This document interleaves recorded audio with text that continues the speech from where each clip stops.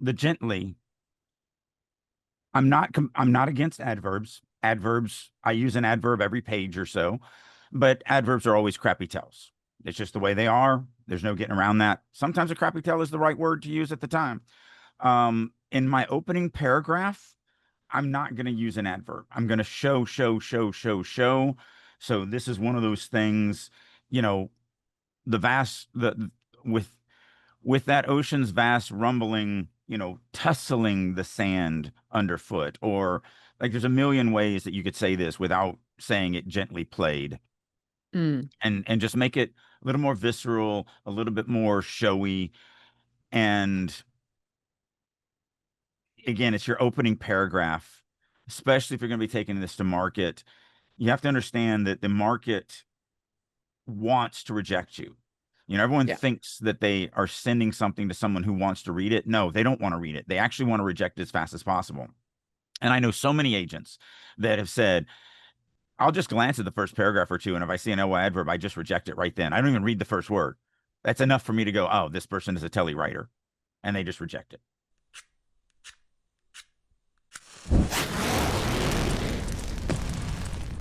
Releasing your inner dragon.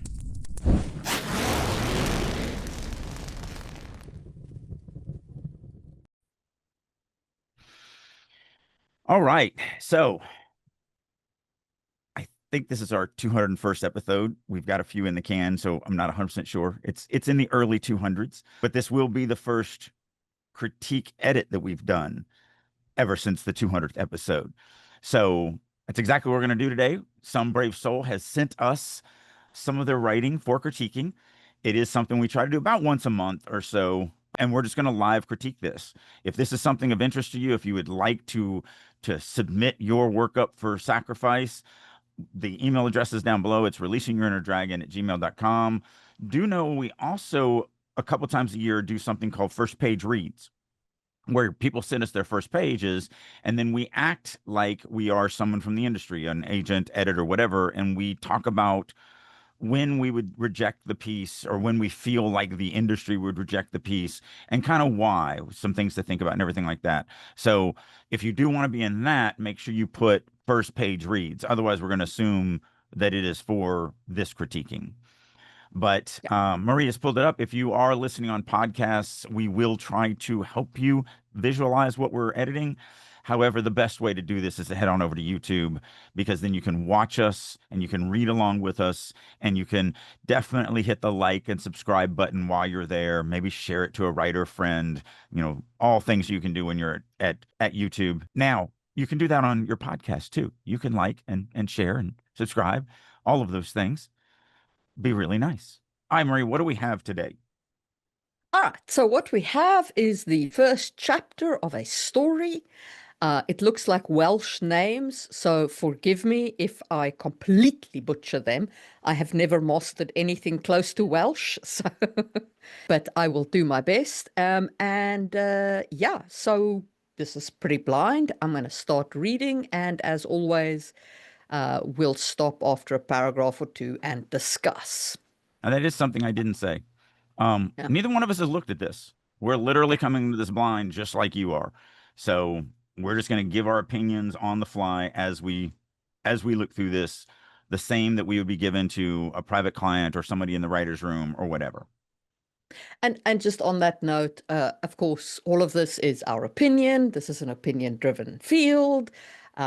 Just because we think you should do it this way doesn't mean it's the only way to do it, and all of the normal caveats apply. Yes. Okay. We will do our best to explain why we think you should do it this way or that way, but, it is ultimately your choice as a writer. Yeah. Our names are not going to go on this book. Yeah, So we are not going to make decisions about the actual thing that goes in this book. These are opinions. Take them, leave them. It doesn't matter. exactly. Okay. So, Phi T. Altori steeled herself. Rippling vibrations of ambient magic permeated the world around her, like a breeze-blown sheet, with that ocean's vast rumble playing gently with the sand underfoot. The sensation made her feel at peace and alive. This hidden sanctuary had always provided her a place to practice away from prying eyes. The waves broke against the rocky outcrops, creating the calm bay of the little pocket shore about a mile trek from her family's castle. A gentle breeze pressed past her from behind, carrying the sweet smell of the spring's rainforest mist out to sea. Nature itself seemed to push her to depart from the island of Eriador, her gilded cage. I'm going to pause here so we can give our opinion on the first two paragraphs. Do you want to go first? Well, I'll start with there is an echo. We have gently on 5 and gentle on 8. But the gently, I'm not against adverbs. Adverbs, I use an adverb every page or so, but adverbs are always crappy tells. It's just the way they are. There's no getting around that. Sometimes a crappy tell is the right word to use at the time. In my opening paragraph, I'm not going to use an adverb. I'm going to show. So this is one of those things, you know, with that ocean's vast rumbling, you know, tussling the sand underfoot, or like there's a million ways that you could say this without saying it gently played. And just make it a little more visceral, a little bit more showy. And again, it's your opening paragraph, especially if you're going to be taking this to market. You have to understand that the market wants to reject you. You know, everyone thinks that they are sending something to someone who wants to read it. No, they don't want to read it. They actually want to reject it as fast as possible. And I know so many agents that have said, I'll just glance at the first paragraph or two, and if I see an LY adverb, I just reject it right then. I don't even read the first word. That's enough for me to go, oh, this person is a tele writer, and they just reject it. So that's kind of where I would start with that. Although it's not a tele piece. No. So I'm just saying you could strengthen it up by looking at that LY adverb and kind of carving that out. Yeah, I agree. I also don't like, I feel like playing is a very generic verb, which is why you need the gently. Yeah. Right. And just replacing playing, as you say, with that ocean's vast rumble, or ruffling the sand underfoot, or there's so many different ways to do it. Something. But there's pick 3 a different ways. verb. Yeah. Well, there's 3 ways that I teach not to use LY adverbs, and one of them is you're using an LY adverb to either strengthen or weaken a verb that you chose that's the wrong verb. So it's not playing with the sand under her feet. It's gently playing with the sand under her feet. So you're using gently to weaken the playing. Playing is too strong of a verb, and therefore we have to weaken it with that LY adverb. I would actually like to propose that it's not per se weakening the verb. It's describing the verb, because the verb is too generic. That's the verb paints the verb paints no image. Right. And so you need the adverb to paint the image. Right. But we could also we could go the other direction and say roughly painting, which means that the verb in my mind is too weak and I'm trying to strengthen it with the roughly. So that's what I meant by weakening. Yeah. But what I mean is, like, playing itself will never very much describe anything because it's so generic. Especially when you have something like the ocean playing, because, you know, if it was 3 kids playing with sand, then that's going to paint a picture way easier in the reader's mind than the ocean playing with sand. Yeah. Because what is that? So yeah. 100%. So yeah, I wasn't fond of that gently there. The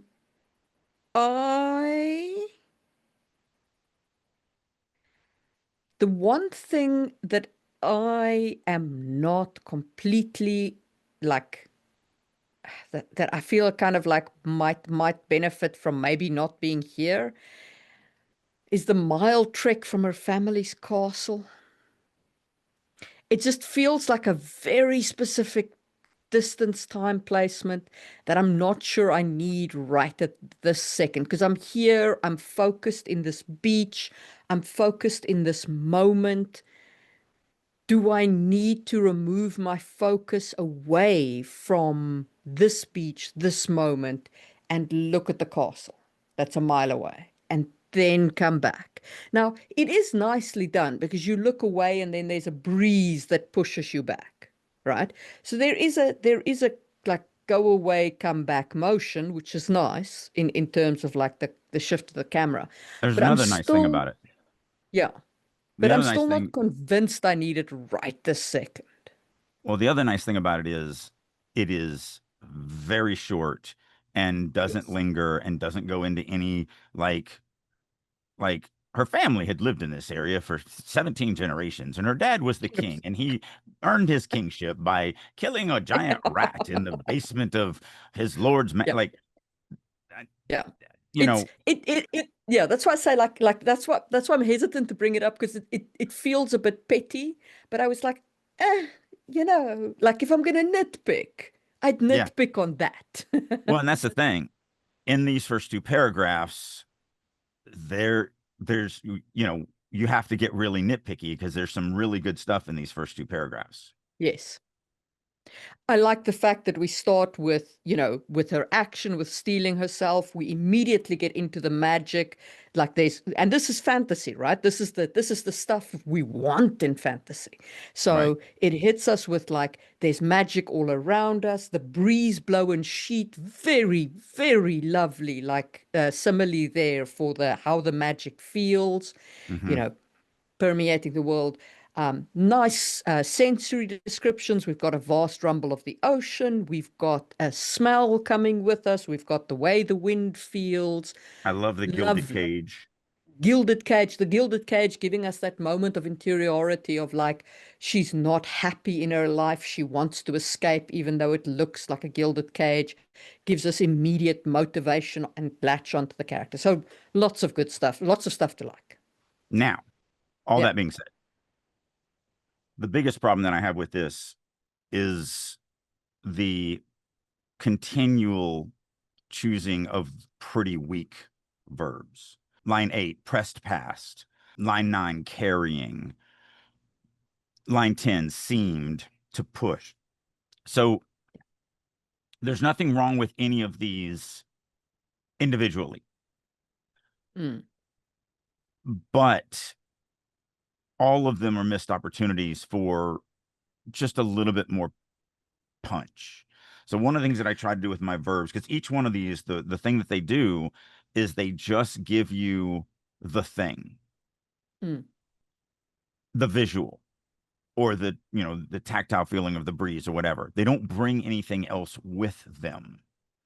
So I try to push myself on as many verbs as I can that are not just going to bring the thing, the visual, the tactile feeling, whatever, but also bring something else with it that just gives me a little bit more than what the words themselves are saying. So for example, instead of the gentle breeze pressing past her, the gentle breeze could nudge around her, Or or caress her, or kiss her, could or caress her, or something like that. Like some more specific verb.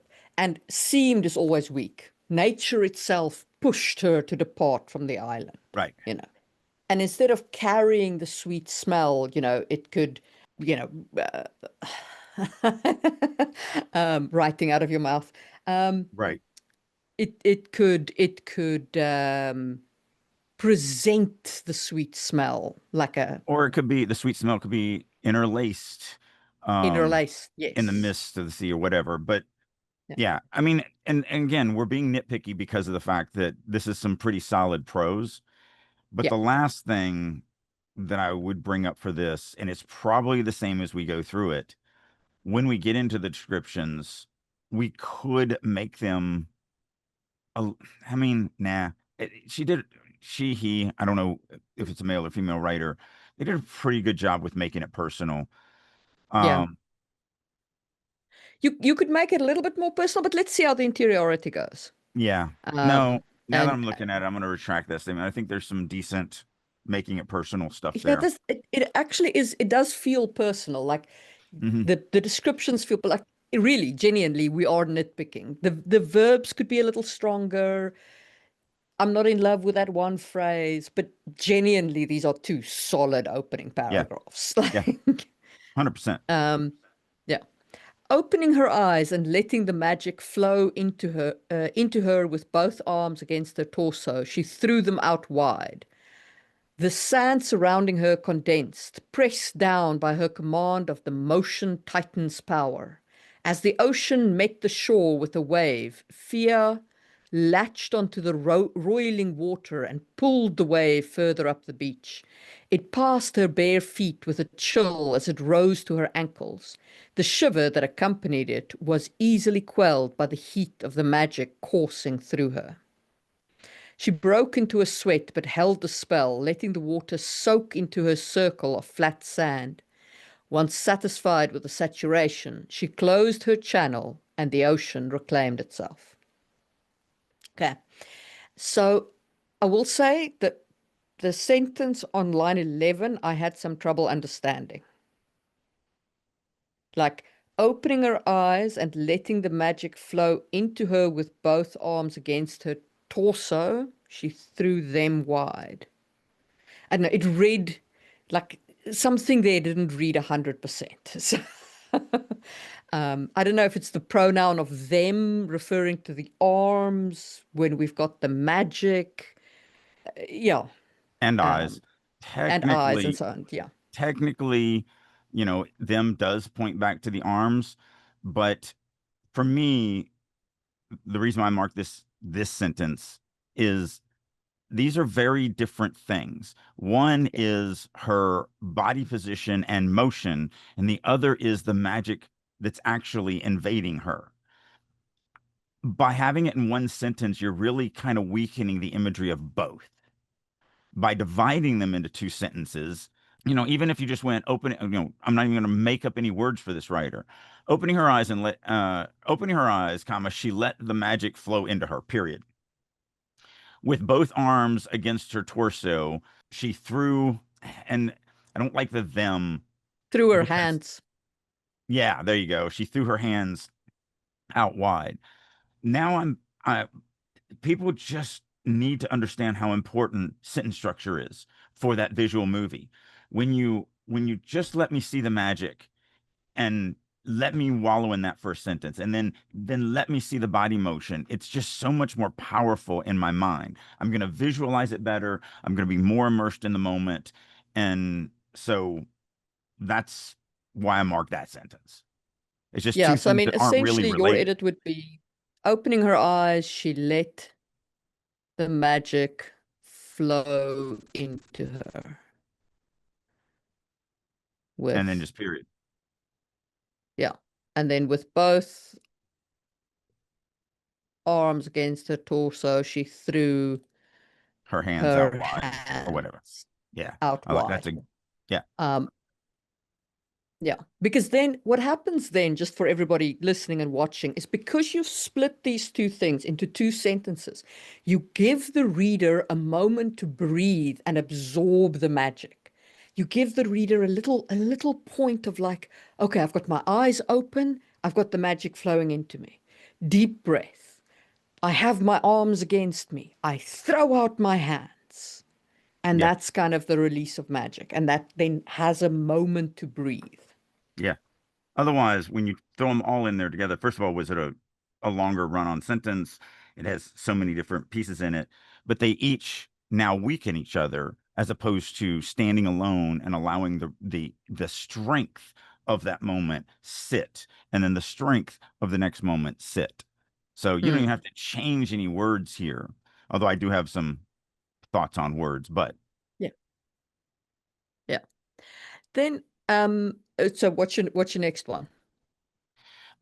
just more of the same as far as, if we just go through and look at the verbs, it's just one after the other. So, opening, let, Yeah. or letting in her case, letting, flow. Through is actually really good. I like that one. But surrounding on 13, pressed on 13. Past. Yeah, past. The ocean met. Launched is a good, or latched is a good one. Like that one. But then we Yep. have pulled on 15. So it's just one after the other after the other. Then we have accompanied and easily quelled. I do like quelled, but like this one, Yeah, I don't think. well, this easily is a second version of the ly adverb. So we talked earlier of one of my rules is don't use ly adverbs to strengthen or weaken a verb because you chose the wrong verb. Yeah. Here is one of the second rule. Don't use an adverb on a verb that does nothing. So if we read this, the shiver that accompanied it was easily quelled by the heat of the magic. The shiver that accompanied this was quelled by the heat of the magic coursing through her. There's no difference in the reader's mind. They paint the exact same image. So now you're just throwing in a word that does nothing. Now the argument is going to be made, well, but I'm trying to say that it didn't have any effort to quelling it. Okay, show me that.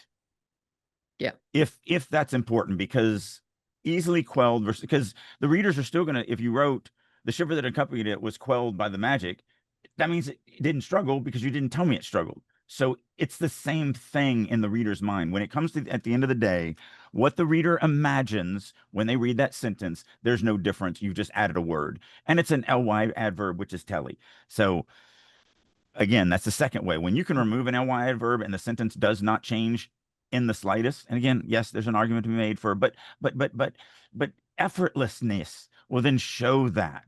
If you're wanting to show that the magic is so powerful that the heat of it, whatever, instantly, easily, effortlessly, whatever adverb you want to do, then you turn that into a show. And as I always say, how do we turn a tell into a show? Well, once you recognize it, you just ask a question. So in this case, it'd be an internal thing. How does that feel? Yeah. How does it feel to have the heat of the magic inside of you quell the shivering that is accompanying it? And then whatever you decide to describe that, it's always going to be more showy than easily or effortlessly or whatever adverb that you put in there.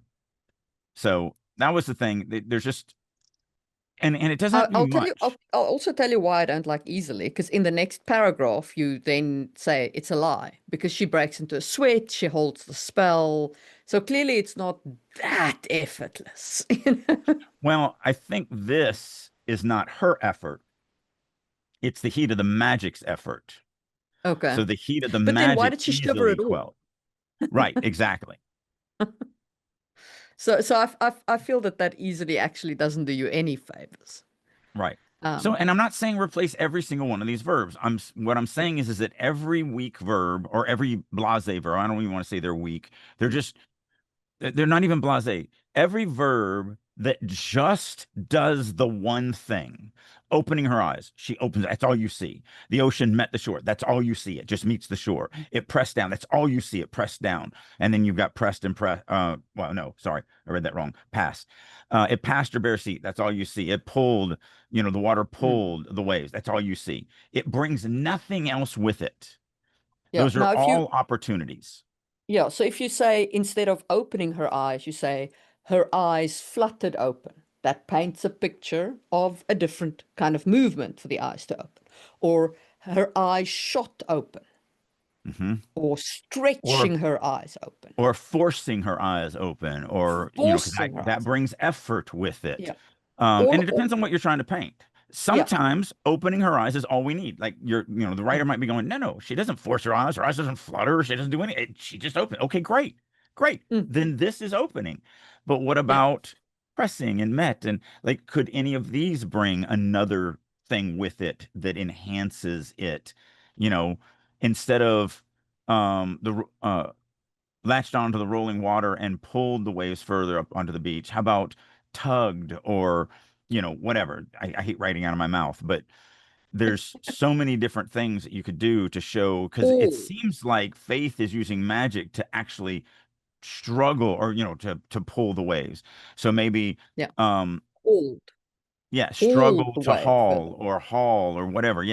If she's struggling, maybe she's not struggling. There's just a lot of them over and over and over and over again, that each one of them is an opportunity. Instead of passing her bare feet, it could boil past her bare feet if it was actively moving. Or boil over or tickle. Or it could seep past her bare feet if it's just a very small amount. Yeah. And so you paint a little bit of a different picture. Yeah. So and like Drake's saying, you don't have to replace all these verbs. Just look at them as opportunities to strengthen moments Yeah. that can potentially be strengthened by picking a different verb. The verb is the most important word in every sentence. But I mean, it continues, broke, held, Yeah. letting, soak, Closed her satisfied, channel. closed. Like these are all just words. And again, I use all of these words. I'm not saying go through and just replace every single thing and be a thesaurus. Definitely do not be a thesaurus. But you have an opportunity in every one of these, maybe, and again, it's a maybe, it's an Maybe. opportunity, maybe, to write something that paints the picture of it passed over her bare feet, but also brings something else with it. If it tickled over her bare feet, that brings something else. We see it go over her feet, so we see it pass over her bare feet, but it brings something else with it. It brings a feeling. It could stab past her bare feet or whatever. Like every one of these is going to show the scene, but bring additional information with it with no effort other than to use a different verb.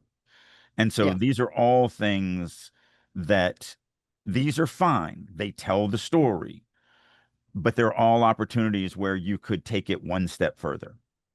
Yeah, you could be a little richer. Yes. All right. So, continuing. With hands on her hips, she took the moment to catch her breath. The secret little beach of hers. It was enclosed by a beautiful dense forest in bloom and a smooth cliff face. Some driftwood was scattered, and a long abandoned fisher's cabin with the remnants. That sentence doesn't make sense. Some driftwood was scattered, and a long abandoned fisher's cabin with the remnants of a dock. She'd searched it ages it's not a ago, but sentence. nothing was left behind, not even a journal scrap. Whoever had built it hadn't been there in decades. Okay. This sentence here in the middle is missing something. Yeah, it's not a sentence. It's a Yeah, fragment. yeah. But this shouldn't be a fragment because it starts as a sentence. Some driftwood was scattered. Well, that Okay, is a cool. sentence. It's actually Yeah. it's a compound sentence. So we have some driftwood was scattered. That's your first sentence. Technically, we need a comma because we have two compound sentences. Yeah. But then we just have the subject. We have no action. Yeah. So we have a subject of a long abandoned fisher's cabin with remnants of a dock. That's the subject. Yeah. But what's the long abandoned cabin with remnants of a dock doing? Yeah. We don't have Probably that. squatting on the beach or something equivalent. But Yeah, or whatever. It's definitely missing a verb. Yeah. In the first sentence, sorry, not sentence, in the first independent clause, we have the subject being driftwood, and its action is it is scattered. So really, it's was scattered is the action. It's a passive voice sentence. We don't know what scattered the driftwood, which is fine. So this is an example of we're using passive voice, which we try to avoid as much as possible, but there's no way for this character to know what scattered the driftwood. I mean, you could technically go, the ocean had scattered driftwood, blah, blah, blah, and you could guess that it was the ocean that did it because it probably was. But this is a passive voice sentence that I would never pop in editing because, the character doesn't know who scattered the driftwood. So let's do passive voice so we don't know the object that did the action. Great. Yeah. But now we're into a different independent clause that is a fragment. And so that has to it ends. So if you weird. wanted to connect though, you'd probably do something like some driftwood was scattered and a long abandoned fisher's cabin with the remnants of a dock rotted at the edge of the beach or something like that. Because that's doing something. It's rotting or it's squatting or it's falling apart or something. Right. You could also flip them. You could have the long abandoned fisher's cabin with driftwood scattered around it. And the reason why I'd recommend that is it gets rid of the passive voice. Well, yes, but the fisher's cabin is more interesting than scattered the driftwood. Yes. So if I'm going to make a compound sentence, the second independent clause is normally going to be less important to me than the first independent clause because the first one is the one that's going to take dominance in the reader's mind and imagination. And right now, the driftwood. Oh, okay, driftwood. I see all the drift. Oh, wait, there's also a cabin. Well, I guess that doesn't matter that much or whatever. As opposed to there's this fisherman's cabin. It's rotting, it's looming, it's squatting, it's whatever. And then the driftwood is scattered around it. It's less important than the cabin. Yeah. So that's the reason why I'd probably flip that around in a different way. Then I just want to say a sentence fragment that does work. This one is fine. The secret little beach of hers. That's a great fragment. It does its job. As a fragment, it's an indication of like, it's her expressing her like or love for this place, which you can sense. So my rules for fragmented sentences is when the reader reads the fragmented sentence, is there any doubt what it's connected to? If there is, don't do a fragment sentence. In this one, there's no doubt. We're on a beach. We've described the beach. We've described that she's alone. We've described that it's a mile from her family's home. So when we say this little secret beach of hers, we know it means something to us. It has, even though the sentence itself doesn't have everything it needs to be a complete sentence, in context, it makes perfect sense. Yes. So many writers write, well, like the fragment on 23, along a abandoned fisher's cabin with the remains of a duck. If that, because that is an independent clause, so it could just be a standalone sentence. That doesn't mean anything. It doesn't connect to anything. I never even noticed that there was a building on this beach. Nothing is happening to it nothing is happening that would affect it, that I could connect to it. It's not affecting anything. So that would just be a fragmented sentence that's like, no. But you're right. That first one, yes, it's a fragment, but it doesn't matter because in context, it makes perfect sense. So that's my rule for fragmented sentences. As soon as the sentence is read, does the reader understand it without any effort whatsoever, then it's a good fragmented sentence. Yes. Yeah, and then I mean the little like she searched it ages ago is fine because it also what that does is it builds up on her. She knows this place. She spends time here. This is her sanctuary. So all of these, like this knowledge that she has of the place, that she searched it in the past and so on, all of that contributes to deepening in the reader's mind how connected she is to the beach. So that's all good. There's one last thing that I would pick on in that paragraph. Yeah. If you want to scroll up just a touch. 21. She took the moment. So I'm going to tell you that she took the moment, and then I'm going to show you her taking a moment and actually doing the thing. So it's one of those classic, you're telling me and then showing me the exact same thing. So it's redundant. It doesn't add anything. So maybe with hands on hips, she sucked in her breath as she glanced around the beach, or, as she looked around, whatever. I hate writing out of my mouth. And then the secret little beach of hers. And you can actually even not make it a fragment and, put it into the last sentence, whatever. But she took a moment, or she took the moment, and then you're showing me her taking a moment. Yeah. It just, it is a bit of a I'm gonna tell you and then I'm gonna show you. And I get it. There's an argument made of no, she's taking a moment to catch her breath. Yeah. Okay. But if she just sits there and breathes, then she's taking a moment to catch her breath. If you just wrote, even if you didn't have any of the rest of it, if you just wrote with hands on hips, she bent forward, sucking in air, trying to do whatever. That is taking a moment. Yeah, I think you could actually strengthen it more by going like, with hands on her hips, she sucked in a deep breath, arching her back to, to stretch out the pain in her side or something like that, Right, whatever. Something that literally shows that kind of feeling. And then, this little beach of hers, it then naturally flows because she's arching, she's stretching, and her eyes are flowing over the beach. So, but I mean, it's not terrible. It's just no. We're having to be stupid nitpicky. Yeah. So the writer should be, even though we're still tearing it apart like we always do, the writer should be pretty happy because they're like, wow, they're tearing apart really, really picky stuff. Yeah, Except for that we one are sentence. being we are really we're digging. We're like little birds. hitting, Or um, moles.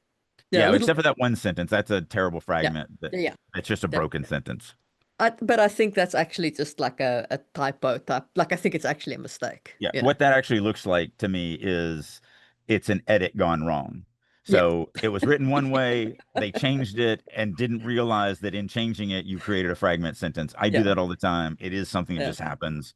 So yeah, I Yeah. don't think somebody wrote it that way. Although I have to pick on someone. They may or may not be in the peanut gallery. Somebody was reading last night in the writer's room and they read this sentence that literally wasn't English. It was just this broken collection of words. And normally, when somebody's reading and they hit that, they stumble because it's not English. It's just some disjointed words. And she read it with authority and perfectly, and like this was how it should be read. It was wonderful. It really was. I've never seen anybody roll through that and just like blue, green, red, Rolls couch, yellow, bird. Like it wasn't like that, but it was whatever. rolled straight through a word salad. Yeah. Yeah, that's that 5-year-old being caught with their hand in the cookie jar going, "No, no, no, no. I was cleaning the cookie jar. I was not taking any cookies. I was just cleaning it with authority. I do this all the time. You never clean the cookie jar. I have to do it." Anyway, It was one of the best things I'd ever seen. Once readied, she opened the channel again, feeling the magical warmth flow through her once more, and danced. No formal dance, not one taught. She just moved as if made of wind. Twirls and kicks, arms wide open, and with the grace of a river. I must stop and say I hate the word feel, Mhm. and you can't make me love it. No, no, not when it's an emotional kind of thing. I know that It's we've one of the just had an worst. episode where we were all like, no, see, we no longer say that this, you shouldn't do this, you shouldn't do that. I'm gonna tell you now, you cannot make me love that word. Nothing you do can make me love that word. And I will go back and push back against that. That I do. There are times. I mean, there's somebody reading something in the writer's room right now that has a lot of feels and felts, and it does work for the style and for the story, and they don't kill me. So again, I'm going to stick with what I said in our 200th episode, that I have learned that there's no absolutes in this game. But one of my rules, one of your rules, is we never use feel or felt in our prose unless it's a tactile kind of thing. And you could say, this is a tactile thing. It's like, no, no, no, no. This is an internal thing. What I mean by tactile is like, I ran my fingers and felt the rough bumps of the dragon's scale or something like that. That's a tactile thing that you're describing. This I is an will also internal say that feeling. you 100% don't need it. Oh, no, no, no. Once readied, she opened the channel again. The magical warmth flowed through her. You don't need the feel. You also don't need the once more because you just said again. Yeah, you've got an echo here as well, but you do not, most, like 9 times out of 10, you actually don't need the feel. Yeah. Because it tends to be like you just said, you feel the rough bumps of the dragon's, the dragon's skin under your fingers, but you can also just say the dragon's skin abraded her fingers. Right. Or whatever. Or she ran Yeah. her fingers across the rough bumps of the dragon's hide. Like, you don't have to write the word feel for most Yeah. things. 9 times out of 10, you don't have to write the word feel. And you don't need it here either. And in fact, it is way stronger without feel. You do need to separate these two. So yes, once readied, she opened the channel again, period. Since we said again, we don't need to say once more. in the same sentence or even in the next sentence because we've just said again. If I was going to cut either of those, I would take once more and move it up to the again spot because once more is just a little bit fancier. Yeah. Once more. She Well, no, opened the channel no. like that. No. Leave the once readied. Oh, that is true. We'd have the echo of the once. Never mind. That would still give us the echo. Yeah. Never scratch what I just said. So yeah, just cut the second once more is what I'd probably Yeah. recommend. So once ready, she opened the channel again, period. The magical warmth flowed through her. Flowed The being a magical weak. warmth flew through her. I would actually put a period there and just go, and she danced. I would make Yeah. this a sentence Well, because here's the problem.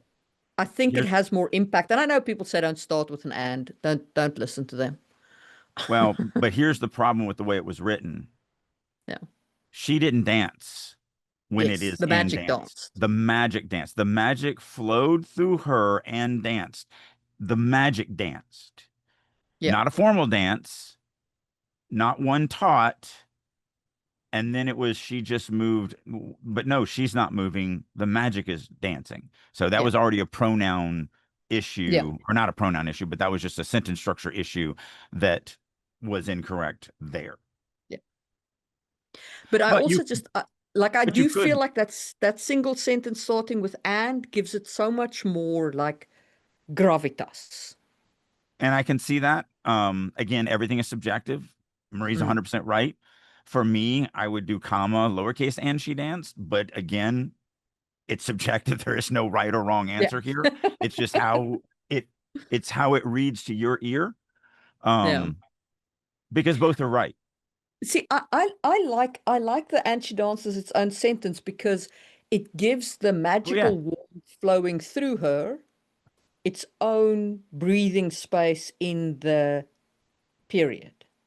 Yeah, if I was going to do that, I would add something else. And she danced is flat to me. You know, the thrill of it all made her dance. Or again, I hate right now in my mouth, but Mm. if I was going to have the dance as its own separate thing, I doubt I would write and she danced. Yeah. To me, that feels flat, and so I'd want to expand it to give some interiority, some Yeah. emotion, some something. I think what you write would have to depend very much on something neither of us know at this point, which is Which is the exactly story. how the magic's manipulated, because I Yeah. think it's all still part of magic. Yeah, 100%. So, That's I another like reason why no it's hard for formal us to. dance, not one taught. I like this sentence very much, or this Yeah. fragment very much. It does a great job.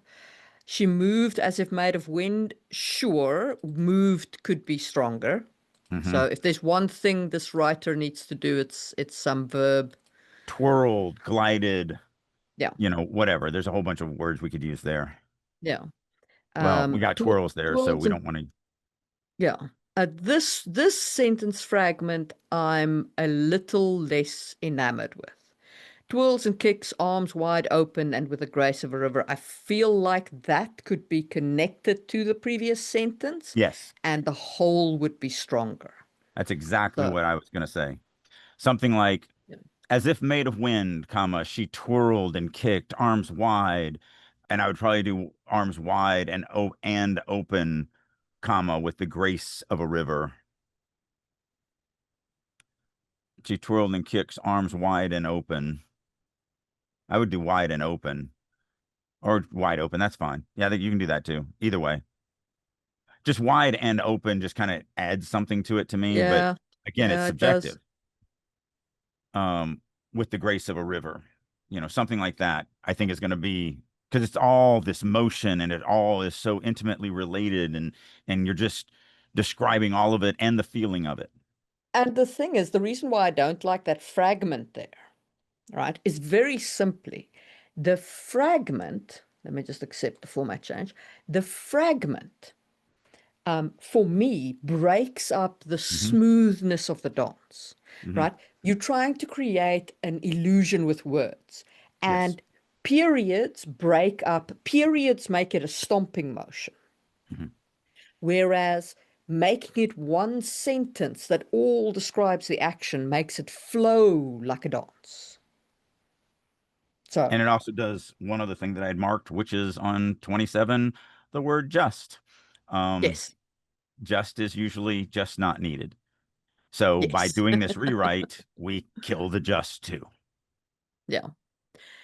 So much as there is a time for just, there is a time for feeling, neither of those times were in this paragraph, Yeah. in my opinion.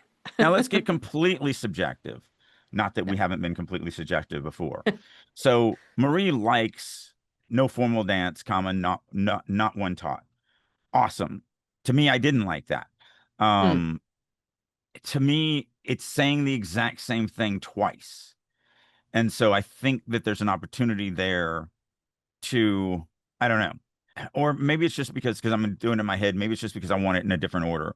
So maybe nothing she was taught, or not one she was taught, comma, nothing formal, or something like that. Maybe I want it reversed. Whatever. It was just, that was one that I wrote down that I was like, I felt like it needed a little smoothing out. I like the Yeah. concept of the line, but it just didn't hit me. It didn't hit my ear in the same way it hit your ear. Yeah. Which means, like, and again, both of us are right. Both of us Yeah, are of course. 100% right. That is the definition of subjectivity. Yeah. You So, you like what you like. Like yes. you can't tell somebody else that they don't like what they like. That doesn't work that way. Except for the people who like In-N-Out Burger. They are wrong.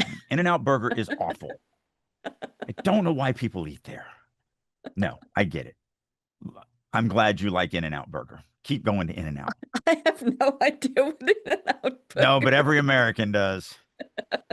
And I am literally in the minority of people who do not like In-N-Out. That I don't get it. People just flock to that place. 24 hours a day, there's 50 cars in line at every In-N-Out across the country. And it's just awful. Hard I for I me. I have to be completely honest and say I don't like any American burgers that I've eaten. I'm sorry. Yeah. I mean, I don't eat fast food at all. Yeah. Ever. Even the fast food we have here, which has to have at least 70% beef in it, or you can't call it a beef burger and so on. It's still not great. Like I would rather go to a place that serves a real patty. Mhm. I mean, it's so funny because, and I've said this before, my mother was the first female owner operator for McDonald's. I grew up in McDonald's. I literally ate it every meal of the day, 7 days a week for my entire childhood. And then I got off of it and I've been away from it for years. And now, I mean, just to show how bad the food is, if I eat fast food now, the next day my body is wrecked. It literally is poisoned and just rebels, and it's not a pretty sight. Like, and there's no way food that is healthy for you would do that to you. Well, I mean, they did that experiment with like McDonald's chips and they put it in a drawer and it didn't go bad. Oh, same thing with this burger too. They've done it with So with the cheeseburger as well. yeah. So if the food doesn't go bad, that means not even the bacteria want to eat it. Like I would seriously reconsider before eating it, is Yeah. all I'm saying. Yeah. There is I so just, much preservatives in that stuff that yeah. See, my goal isn't to go that route. I would rather the restaurants take responsibility and actually just make a better product. I mean, I met Ray Kroc, the guy who was the founder of McDonald's, and he was all about the quality. We are getting way off the subject. I know. So The thing is, literally the only way that will happen, that corporations will make better products, is if the is government makes them. legislation. Yeah. Yes, I know. Yeah. Anyway. Anyway, because they have a commitment to their bottom line that is Yes. second to none. Anyway. And I hate it. The sand moved with her to match her will. The top layer of wet sand shifted and rippled into ridges, standing 3 feet tall in a wavy spiral. The trenches in between were sculpted of the dry white grains from below, all the sand hardened and pressed upon itself, making the surface perfectly flat. In the circular center of it, she stood at the heart of her depiction of Carcas, the star that brought all of Ader light. Okay, so a couple of echoes in this particular paragraph. Do me a favor, do a search Yeah. for pass, P-A-S-S. 2. There has to be more than that. Because wasn't there 2 in the opening couple of paragraphs? No, because you're thinking of this. But there's 2 of that as well. No, because that's a pastry. No, go up to the top, very, very top. Because there's past right there, and there's but there's pressed with the other 2. Okay, there's pressed with pressed the over other 2. here, and then there's pressed down here. Yeah, okay. Man, I just felt like there was a lot of pasts in here. And that's the other problem when you only use the kind of simple verb, you will end up having a lot of echoes because you don't have a wide mix of your vocabulary. Yeah. Why is this important? Why is it important to make sure that you don't have this roteness? And everybody's had this happen. You've been reading along on something and you read 2 or 3 pages and you realize that you just read 2 or 3 pages that you did not read. Like you don't have any memory of the words that, even though you were reading it and you know you were reading it, your mind was somewhere else. And you have to then go back and reread because you did not read it. The number one reason why that happens to people, to readers, yes, it could be life, it could be whatever. You could not, maybe this isn't the time you should be reading because you're not into it. Okay, that can happen. But really the number one reason is rote sentence structure, echoes, rote verb usage and stuff like that. When your mind doesn't have to struggle to consume the words that they're consuming, because it's the same sentence structure, it's the same kind of simple verbs, your mind will wander and take you with it. And so by varying your sentence structure, by varying your words, all of this stuff, what that does is it means your mind has to stay engaged with the writing. It has to keep paying attention or it's going to miss something. It's not comfortable. And so it can't drift off into something again, unless you're excruciatingly tired or this just isn't the time you should be reading or whatever. That happens too. But yeah, someone in the Peanut Gallery wrote, the message I'm getting is that Drake wants writing he can digest. And it doesn't cause me tummy issues. I'll just say that to be a little kinder. Yes, that's exactly what I want. But no, that's the problem with like you have sand in here 3 times. And sand, there are words in the English language that you only have that word, like door and window. Like it gets really weird if you start using some of the similes for them of portal or, gateway, or like I walked to my home and entered through the front gateway. Like, no, you didn't. Stop. So there are words that unfortunately we do have to use. And sand is one of those words, but that means that I'm going to rewrite them. But yes, you can restructure the sentences. Right. Because, for example, that first one, the sand moved with her to match her wool. Cool.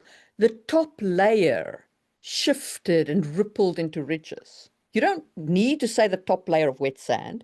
We know the sand's wet. We've just seen the water all over it. You could also, the beach moved with her to match her will, the top layer of the wet sand. Like there are other words you can use. There's other ways to do it. You can rewrite and restructure to get rid of these words. So that's what I do when I hit these words that there really isn't good similes for, because if you use similes, you're walking through the front portal of your home or the front gateway of your home or whatever, and then it's just stupid. Or you have to go reaching for like really old English and people are like, what even word is this? So again, don't be a thesaurus. Yeah. Use a thesaurus to use a variety of words that fit really, really well and bring exactly what you want with them. Do not use a thesaurus. Like I've read so many writers that you can tell that they use the a thesaurus and they don't actually know what the word means. Yeah. So they'll right click and it'll give a word that they've never read before, and they're like, oh, okay, that's different. They'll put it in, but in actuality, it completely changes. Yes, it is a, you know, an Yeah. alternative for the word you're using, but not in that sentence. I will say that I love the word limbed, as in Limned, like it limbed her, and like light limbed her, and liminal spaces. And you cannot make me not use it. No amount of telling me it's a $10 word will stop me. It's really just an ancient word that isn't used that much. It is an old word, but it's Yeah, beautiful. It looks beautiful on the page. right. Yeah, I mean, You can't stop me. we all have our little things. Especially in this Shakespeare thing that I'm writing, the Hamlet that I'm writing, I will use some, because I'm not using any of Shakespeare's words. It's all modern vernacular, but I want to Yeah. give it that feel. So I will rearrange sentences that you'll 100% understand what they are. They're just, Mm. they're written in an older speak. And so Mm. you'll hit it and be like, that's weird for my modern sensibilities, but I understand what he's saying. And it does make it feel kind of Elizabethan or whatever. Yeah. So yeah, there's things that we do like that all the time. But again, I said at the beginning of this, does it have a payoff? Or maybe I said that in the last podcast that we just recorded. Mm. But if I'm going to do something that forces my reader to suffer through something, like reading a sentence that's grammatically correct in Old English, but not grammatically correct in our English because we don't flip it like that. If I'm going to do that, does it have a payoff? And in this case, I go, yes, it has a payoff. It makes it feel like it is a Shakespearean experience without, thou doth know. Like, I don't have to use any of that So, old actual so English words. I hate to be that person, but it's not grammatically correct in Old English, because Old English is Anglo-Saxon and it's 100% not grammatically correct in that one. You know. And the only reason why I'm picking that nit is because my mother was an English professor, and I once made the mistake of saying Shakespeare wrote in Old English and got a lecture of about half an hour long on like the English language and what is old and middle and modern. Okay, I'll give you that. I used the wrong terminology. What I'm doing is not grammatically incorrect. Yeah. Saying that it was Old English is incorrect. I will say it like this. It makes it feel like Old English to me. Because you Anyway. are correct. I used the wrong terminology there. No, I know, but that's just because I'm real nitpicky about that because my mother was nitpicky about that when I was a child, so I Yeah. remember. Yeah. No, I get it. So anyway, so the repeat of sand is a little bit eh. The other thing that I would advise and that I always advise, I know it's just two sentences and it's not always possible, etc., but the more sentences you have starting with the more bullet pointy your prose feels. Mm-hmm. And The as the starting word feels very bullet point. well, but And so you does have yeah, and there's several words like that. But again, one of the and you reasons have why three of them: the right. sand moved, the top layer, the trenches. And this is why I went into the roteness. So I Yeah, said sentence structure. So starting with the same word in multiple sentences gives that rote feeling to the brain. Because it can also be, Drake moved, Drake touched the top layer, Drake stepped in the trenches, Drake, like it's any of that roteness that we want to break mm, up and make sure that we're having a variety through every single paragraph, through every single sentence, through every single thing, because yeah, it might sound weird, but when you make the reader's brain work hard and not to understand something, the sentences have to be flawless, but the structure changing, the reader won't notice it conscious, mm, consciously, but the brain will notice it and have to work like, oh, I have to read this structure and this structure, and oh, this is different, and oh, this is different. And so the brain stays engaged. The brain yeah. keeps, and it really does help avoid or mitigate, not avoid, but it lowers that reader's mind drifting and going, oh, Because here's the problem. I've done this before. I'll read 3 or 4 pages and realize that I haven't read it and then gone, and I'll just put the book down at that point. And do I pick the book back up? Who knows? I mean, if my mind drifted for 4 pages, maybe I decide I'll read something else. And I promise you, 100% of readers that do not finish your book will never buy another book from you ever again. That is the end of the road for that reader. So, and we're at about time. And also, we're kind of hitting the same things over and over again. This writer is a very good writer, great grasp of prose. The story seems very interesting. There is some interiority. Could there be more? 100%. But I think the two kind of reoccurring problems that we're hitting is common verbs. You know, I don't want to call them weak verbs. They're not weak verbs. They're not blah They're just verbs. generic. They're just common. Yeah, generic. Yeah. And then kind of a rote sentence structure to it that could help to make it a more dynamic piece. Yeah.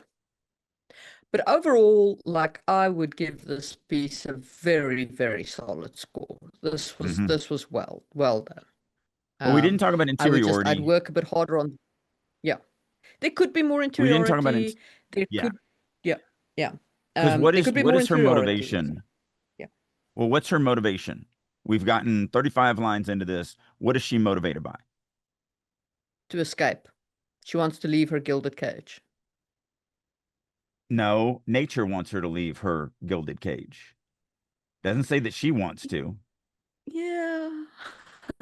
And that is also the only line that's there of that. Yeah. So I don't feel like I really know what her motivation is. Why is she here on this beach doing this thing? How does she feel about using magic? How does she feel about her place in the world? Yeah.